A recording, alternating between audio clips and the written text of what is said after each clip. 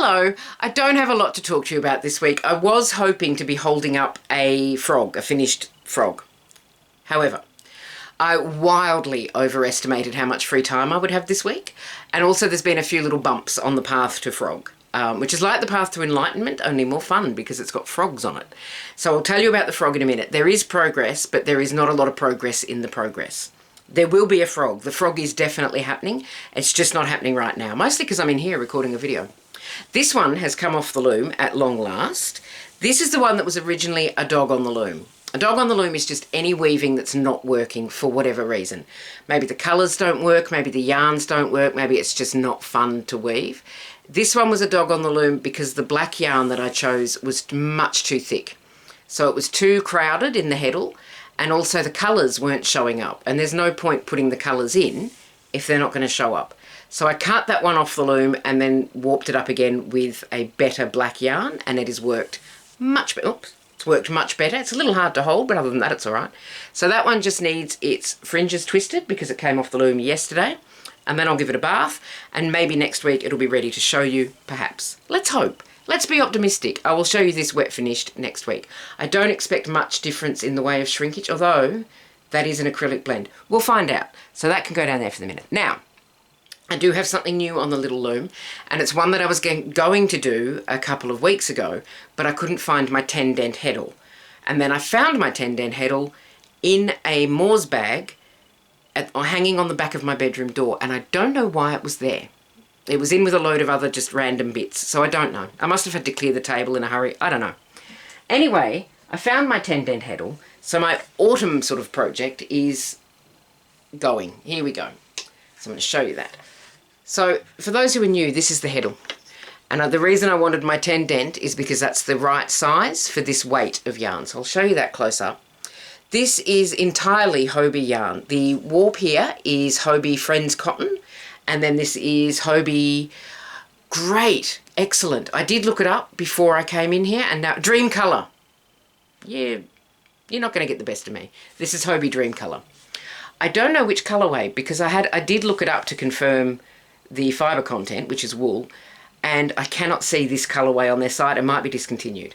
And it's irrelevant to me because Hobbii doesn't love Australia anymore and doesn't ship to us. Anyway, I'm over it. So, this is my Autumny adventure. So if you're looking at that and thinking that you can figure out the stripe pattern, you can't. It's random. The reason for the stripe pattern is because I was thinking about the fringe. I was actually doing something that I've heard people do, which is planning ahead. I know. So when this comes off the loom, I'm not going to twist the fringe. I'm going to plait it in a 4-strand plait. I know. We're being very, very luxurious here on Froglan's channel at the moment. So I'm going to do 4-strand plait. So I was thinking about how that 4-strand plait would look with the colour mix. So that's basically how the stripes have happened. I've made sure that there's some solid orange, some solid green, and a mix of the two. And as you can see, I've put that gap in like that wrap that I did a few weeks ago. I'm not doing that the whole length. I'm going to do one on that end. And then when I get to the other end, which is all the way up here because this is fresh on the loom, I will do another one of these gaps just for a bit of visual interest. But that is basically going how I would hope it would go. But this has actually got quite a lot of blue in it now that I look at it, but I think it should be all right. So yeah, that's the Hobbii Dream Colour. And it's working up really well, and I'm pleased with it. And I'm going to put it down now because I want to talk to you about frog. Oh, I want to talk to you about big loom as well. Hang on, I have to go over here for just 1 second while I put this down. All right, did not leave myself enough space. Hello. So, the big loom, there is a plan. There is a plan afoot, but I did have to buy some yarn, so I'm waiting for some yarn to arrive. I know, I had to. And I'm very brave and noble, and I accept your admiration for my brave nobility in the ability to buy yarn at the drop of a hat. There is a reason. So, this is from my aunt's stash. It is a long discontinued acrylic by Cleckheaton. I don't think Cleckheaton even make acrylic anymore. They usually work in wool now.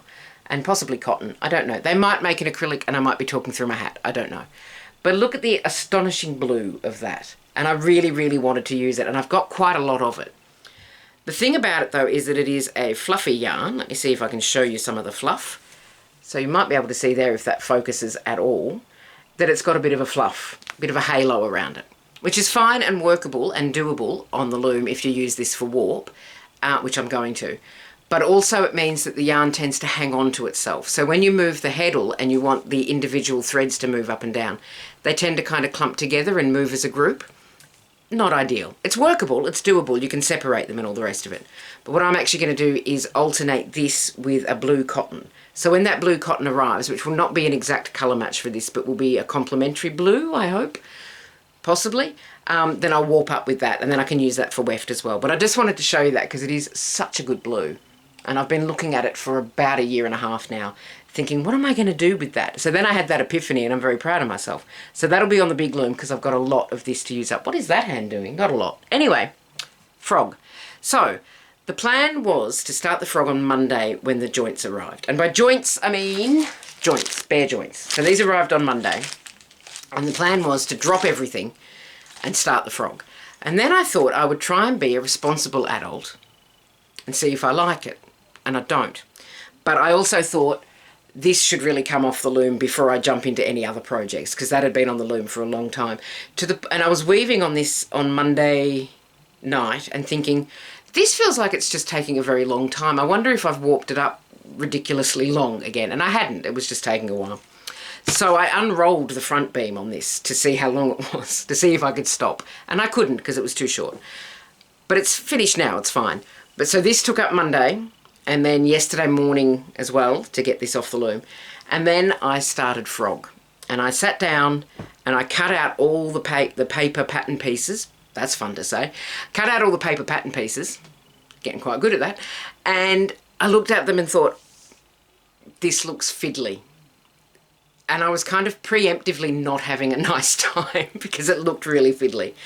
And so I double checked the instructions to see if maybe the seam allowance wasn't included in the pattern pieces, and it is. It's just a 4mm seam allowance, which is tiny. Now, the bears and the dragons and everything else that she designs, I've forgotten, I think it's Shell's Bears or Chelsea's Bears. I'll put a link to the shop in the description because they're adorable. Everything she designs is just so cute. But they're designed to be hand sewn, which is fine. And an admirable and a wonderful, mindful process. But I have a sewing machine to do that for me because my hand sewing is slow and wobbly. So I will be doing it on the machine. She did say you can do it on the machine. But she designs predominantly sort of memory bear or memory toy type projects. So I suppose the hand sewing is kind of, you know, part of the heirloom quality. This is not going to be an heirloom frog. This is just going to be a frog, so it doesn't matter. Anyway, I cut out the pattern pieces and I was looking at them for ages and I was just preemptively a little bit stressed out about how fiddly it was. And I kind of lost enthusiasm for making the frog. This is not anything against the designer. This is entirely my own brain working against me. The designer's done a beautiful job with the pattern, but I was looking at that seam allowance going, this is going to be so tight and close and fiddly. And I thought, well, this is the size that the pattern is. And then I thought, well, why don't I just enlarge the pattern until I get a seam allowance that I'm more comfortable with? And then I thought, you can't do that because this is the size it's supposed to be. And then I thought, actually, you're an adult, you've got free will. So what I did was enlarge the pattern. I enlarged the pattern to 130%, which gives me a seam allowance of 6mm, which doesn't sound like a huge difference. Like if I say to you, well, 4mm is much too small, but 6mm is perfect, that's like, it's barely a difference. But psychologically, huge difference. Much easier to sew for me on the machine. If I click my needle to the right on my sewing machine, the distance from the end of my needle, where it goes into the fabric, to the edge of the foot is 6mm. So it's much easier to keep an eye on the seam allowance when you're sewing. It's much easier to handle. It's my go-to seam allowance, basically. If I'm making a skirt or a dress or whatever without a pattern, which I sometimes do just to be interesting, and just sometimes to make a really ugly garment, my seam allowance is usually between 6mm and 1cm, but I lean towards 6mm just because it's a comfortable seam allowance. So that's why I have not yet begun to sew the frog, because I cut out all the paper pattern pieces, decided eventually after a long internal conversation that didn't need to be had, that I would just enlarge the pattern. So I've enlarged the pattern. The frog's going to be a little bit bigger than the original, and that's fine. So I have cut out It's in two different fabrics. I've got a dark fabric for the frog body. It would be much better if I showed you a photograph of the frog while I'm talking about it. Let me see if I can remember to put that in the video. Photograph of the frog. There we go. So I've got the dark fabric for the body and the limbs, and then I've got a lighter fabric for the belly. So I have cut out the lighter fabric, and I'm holding that up so well. I don't want to hold this up so well that you can take a screenshot and pinch the pattern, but I'll show you the fabric. There we go. So this is actually left over from Big Frog. I don't know if you remember Big Frog. Here's a photograph of Big Frog, if I've remembered to put it in. Big Frog was a big frog that I made, and I had some of the corduroy for Big Frog's belly, slow down, left over, which is good because this was out of stock when I went to order it. And then for the actual frog body, I haven't brought it in because it's still laid out flat with all my tracings on it, and I need to cut out the pieces. But this is the green for the frog. This is the main green. I was going to buy a printed corduroy, and then I thought, no, let's just be subtle just this once, because I have bought a deck chair for the frog so that I can take the frog places and it can sit in a deck chair. So maybe we don't need to be flamboyant with the fabric. Maybe we can be flamboyant with the deck chair. Anyway, I have bought a deck chair for the frog. It's in the car. Anyway, that is all I have for you this week. Hopefully next week I can show you a frog. And if not, I will show you a partially sewn frog, which might be distressing, but we'll see. You have a lovely rest of your week. Take care of yourself, and I will see you next time. Bye for now.